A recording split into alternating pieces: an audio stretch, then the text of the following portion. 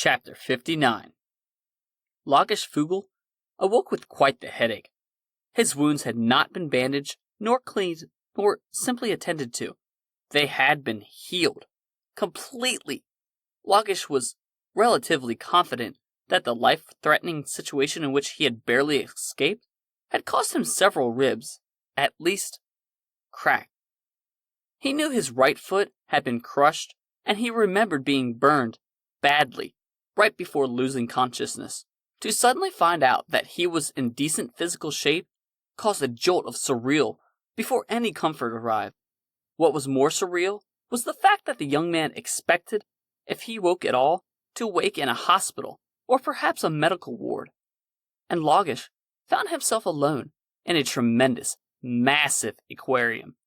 The air was very moist and smelled of the sea.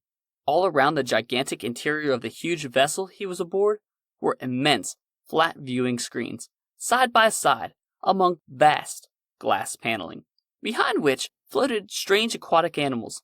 He had never seen a seahorse or a starfish, or even a squid before. Loggish could somehow recognize, however, through instinct or experience, that this was a control room. This was the bridge. To what ship? He did not recognize anything. He could not hazard a speculation. In the middle of this strange blue aquatic-themed bridge was an 8-sided podium with absolutely incomprehensible dials and controls and readout screens. Loggish presumed this to be the device which powered and ran the vessel, the aquarium-like ship, yet he wondered why all the control panels would be crowded into one single blue multi-sided lectern. On every other bridge he had ever been aboard, the various deployment terminals, for navigation, defense, communications, sciences, engineering, and so forth, all had separate workstations, with separate seats and separate operators. Not the case here, for whatever reason.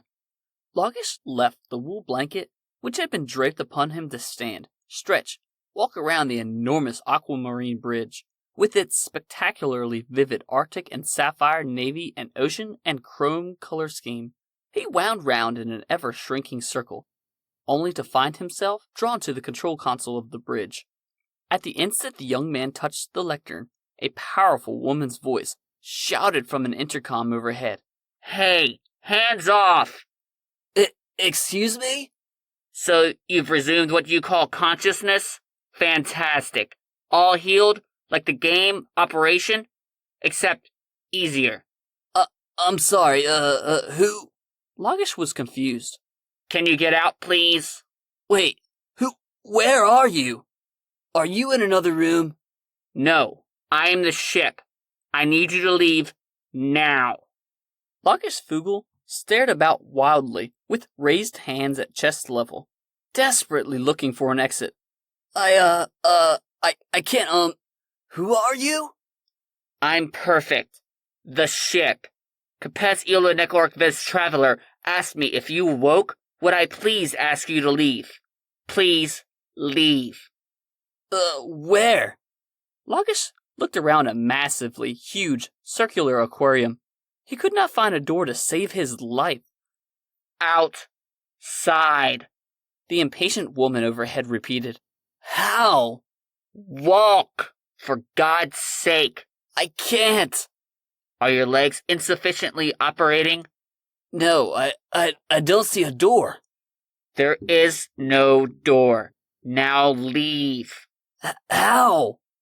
Loggish Fugel stamped his foot, frustrated and angry at this bizarre prank which was being played upon him, or alien experiment. Whichever it was, Loggish was not happy. The wall. Walk through the wall. Duh. The young woman's metallic voice sounded tired, the echo verging on bored. Sure, walk right on through the wall. Why the hell wouldn't that be my first guess? Loggish spun in a circle, staring up at the immense blue and silver ceiling. There was a long pause. Oh, right. The woman's voice seemed to conclude. In bold letters, the word exit appeared in a solid bulkhead far to his left, on the other side of the room. So, just walk through the exit. Perfect in tone from above. Loggish Fugel walked to the wall, stood staring at the plain wall. "Now, monkey cousin," the ship urged, impatiently. "What?" Fugel felt a blast of wind slam him forward, and he put up his hands protectively to stop a faceplant into the aquarium wall. Yet, to his surprise, he found himself simply stumble briefly. Then he was outside.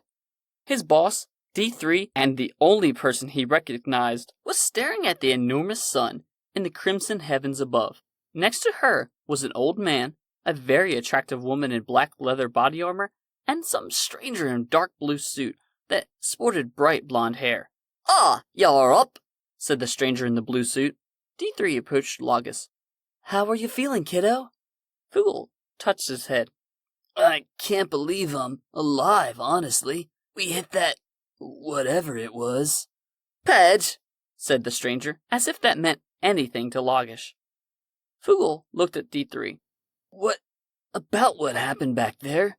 Saber finished typing on her psychic glass and handed it to Ruckus. The silver humanoid tilted its head forward once in acknowledgement, though no human could really call it much of a nod. "It's a bloody horrible idea, for the record." Mr. Blue grinned at Sully. "You always think it's a horrible. Going out there with all those freaky-ass gold rapids." Sully concluded his formal complaint. "Again?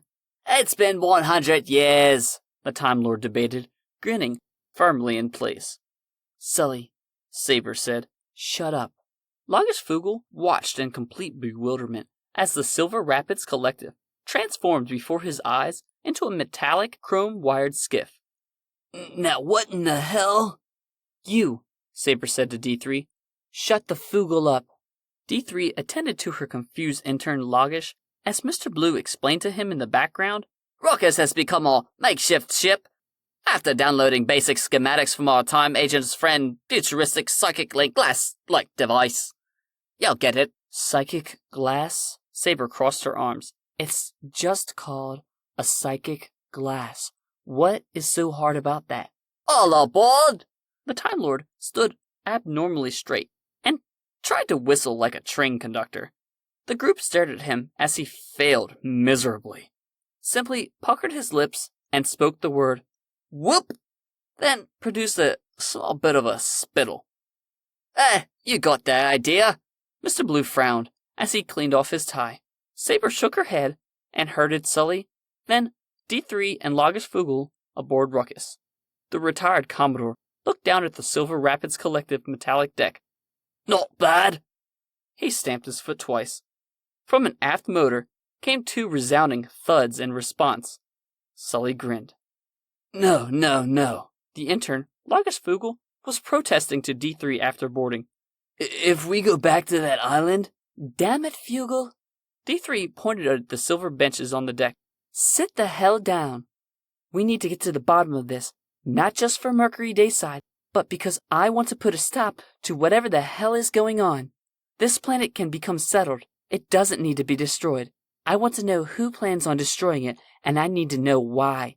The only answers are out there, and now with the help of whoever the hell these people are, they've given us a real chance at finding said answers. So, I think we owe them a debt, and we owe Mercury, our planet, an investigation." Mr. Blue nodded. "I couldn't have put it better myself." Fugel sat down. "I'll, Saber was typing coordinates into her psychic glass as the megalithic, larger-than-the-sky, glorious red sun cast incandescent rainbows of the color of mother-of-pearl across the shell of the artificial atmosphere overhead. The time agent placed the clear glass on a silver podium with a single silver control wheel, and suddenly, Ruckus was speeding over the red and orange sand of Mercury. Then, through the glistening and glittering fields of the Gold Rapids, a shining silver ship passed through the great golden clouds.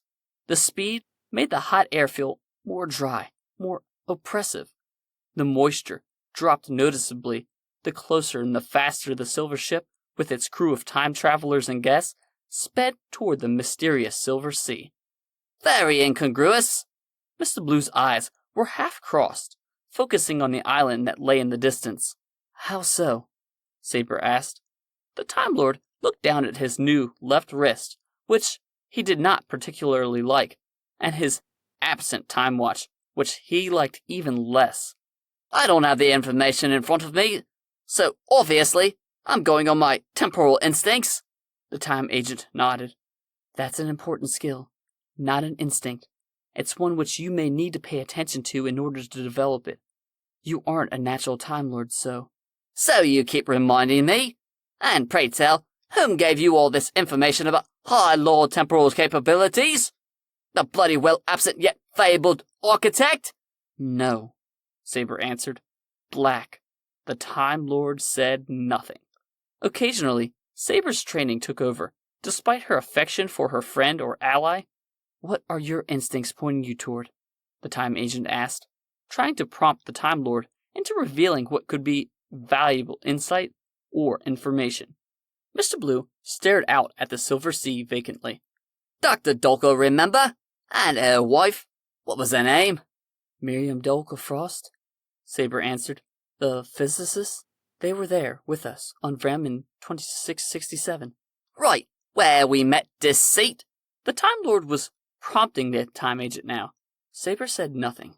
Yeah, we met Dr. Dolko first. Point is, later, as I recall, she explained that they came from 2567, remember?